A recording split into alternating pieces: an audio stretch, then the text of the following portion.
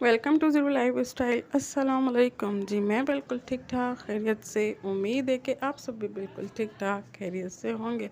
चलिए जी, शुरू करते अपना आज का व्लॉग। तो आज का व्लॉग मैं शाम से ही स्टार्ट कर रही थी और यहाँ पर मैं आपको मौसम की सूरत हाल दिखा रही थी। जैसे कि मैंने आपको कल के व्लॉग में बताया था कि आजकल फिर से बता रहे हैं कि बारिश होना स्टार्ट हो जाएंगी। तो यहाँ पर मौसम बिल्कुल ही बारिश जैसा हो रहा था और बस ऐसे ही समझ रहे थे कि अभी हो जाएगी 10 मिनट में बट शुक्र है अभी तक हुई तो नहीं। देखते हैं आगे क्या होता है, कब बारिश हो जाए पता ही नहीं, क्योंकि मौसम तो बिल्कुल बारिश वाला बना हुआ है। तो यहाँ पर मेरे कपड़े 2 दिन से वॉश हुए पड़े हुए थे, बट ये मौसम की वजह से, क्योंकि धूप वगैरह नहीं निकल रही थी, तो ये ड्राई नहीं हो रहे थे। और आज फाइनली जाके थोड़े बहुत ड्राई हो गए थे। तो मैंने कहा इनको उतार के तह लगा दूं, क्योंकि फिर से बारिशें हो जाएंगी तो बिल्कुल ही नमी वाला मौसम हो जाता है, तो अजीब सी स्मेल हो जाती है।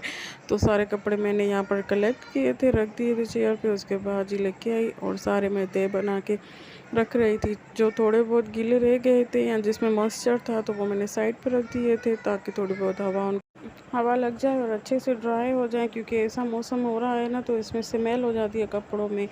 उसके बाद जी यहाँ पर आ गई थी, मेरे घर पप्पो वाले आ गए थे, कज़न और पप्पो। तो बस मैंने जल्दी से ये चाट बना ली थी। चने मेरे पास ऑलरेडी बॉयल किए हुए पड़े हुए थे, तो बस मैंने उनको डिफ्रोस्ट किया और उसके बाद इस पर झटपट से चाट बना ली थी। काफ़ी देर हमने बातें बातें की। उसके बाद यहाँ पर जी बच्चों ने कहा कि हमें भी खानी है, क्योंकि बच्चे दोपहर को खाना सही से नहीं खाते।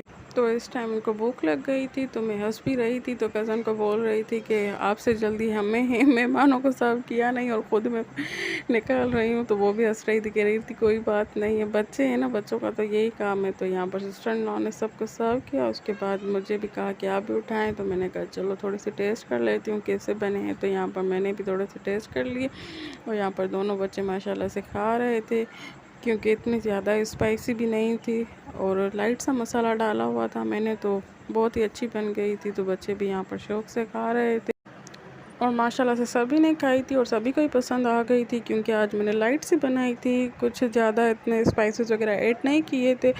और उसके बाद जी हम काफ़ी देर बैठे रहे, बातें हुई, गपशप होती रही थी, तो टाइम का पता ही नहीं चला। और रात में मुझे डिनर के लिए बनानी थी दाल, तो मैंने सोचा यहाँ पर दाल भी निकाल लूँ। उसे मैंने अच्छे तरीके से वॉश कर ली, क्योंकि दाल को 40-45 मिनट्स तो आराम से चाहिए होते हैं अच्छे से गलने के लिए। तो मैंने सोचा कि दाल को वॉश करके मैं हल्की सी आँच पर रख दूँगी, ताकि ये हल्की हल्की आंच पे गलती रहे और आराम से अच्छे तरीके से गल जाए। उसके बाद जी यहाँ पर मैंने इसको चूल्हे पे रख दिया था। उसके बाद यहाँ पर सारे स्पाइसेस जो इसमें ऐड होते हैं, सभी को पता होती है, हर घर में ही दाल पकती है।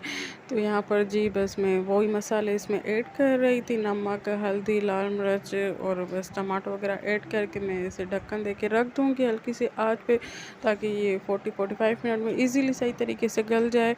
तो बस यहाँ पर जी मैंने दाल रख दी थी साइड में और यहाँ मैं चिमनी ऑन कर रही थी। उसके बाद जी हो गया था चाय का टाइम, सबको चाय की नीड हो रही थी। तो मैंने कहा चलो मैं यहाँ पर चाय भी बना लूँ। तो चाय बन गई थी, सबको मैंने सर्व कर दी और यहाँ पर जी मैं अपनी चाय पिला के बैठ गई थी और यहाँ पर बच्चे बिस्किट डिप करके खा रहे थे और हमारे जी नॉन स्टॉप बातें चल रही थी, क्योंकि कज़न से माशाल्लाह बहुत ज़्यादा अच्छी अंडरस्टैंडिंग है और कज़न के किस्से मेरे किस्से ख़त्म ही नहीं होते। तो हमने काफ़ी टाइम बैठ के आपस में बातें कर रहे थे और काफ़ी टाइम के बाद मिले थे, तो काफ़ी सारी बातें रह गई थी करने के लिए। तो काफ़ी टाइम हम बैठे रहे, बातें की और बिल्कुल ही मूड फ्रेश हो गया था, क्योंकि अच्छा लगता है जिससे अंडरस्टैंडिंग होती है, उससे बातें करना, उससे हर चीज़ डिस्कस करना बहुत अच्छा फ़ील होता है। तो कज़न की माशाल्लाह नेचर बहुत अच्छी है, अल्लाह पाक उसके नसीब भी अच्छे करे। और यहाँ पर जी मेरे पास जो चने थे बॉयल वो फिनिश हो गए थे, जो लास्ट थे वो उनकी मैंने शाम को चाट वगैरह बना दी थी। तो मेरे पास दूसरे ये काले चने पड़े हुए थे, तो मैंने कहा चलो यही बॉयल करके मैं रख दूँ, क्योंकि मैं इमरजेंसी के लिए हमेशा अपने पास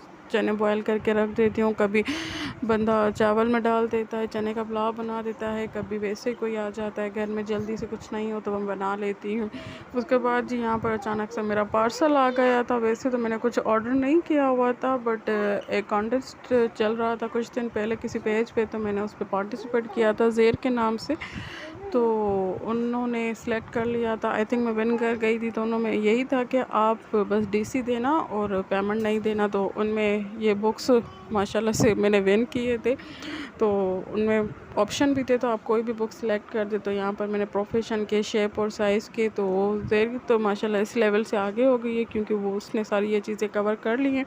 तो जी बस ये बुक्स मैं पू के काम लाऊंगी क्योंकि अभी माशाल्लाह से वो 2.5 की हो गई है और इसी एज से मैं बच्चों को लर्निंग करना स्टार्ट करवा देती हूँ हर चीज़। तो अभी मैं जैसे माशाल्लाह से पू हो गई है तो 2.5 की हो गई है, तो मैं उसे पेंसिल होल्ड करना, कॉपी वगैरह दे देती हूँ, तो वो कुछ ना कुछ बनाती रहती है अपने माइंड से।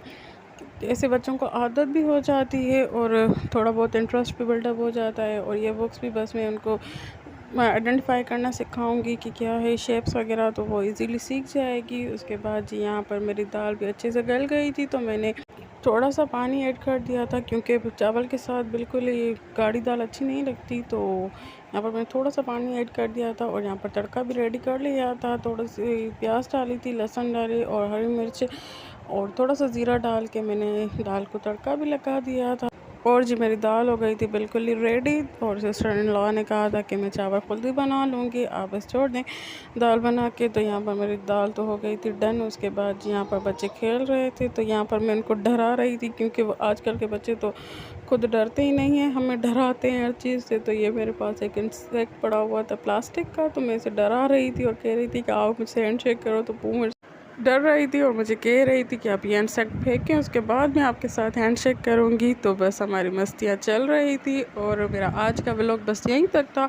उम्मीद है कि आपको अच्छा लगा होगा। अगर थोड़ा सा भी अच्छा लगा होगा तो please like, share, comment and subscribe my channel. मिलते हैं जी नेक्स्ट व्लॉग में, तब तक अल्लाह हाफ़िज़। दुआ में याद रखें।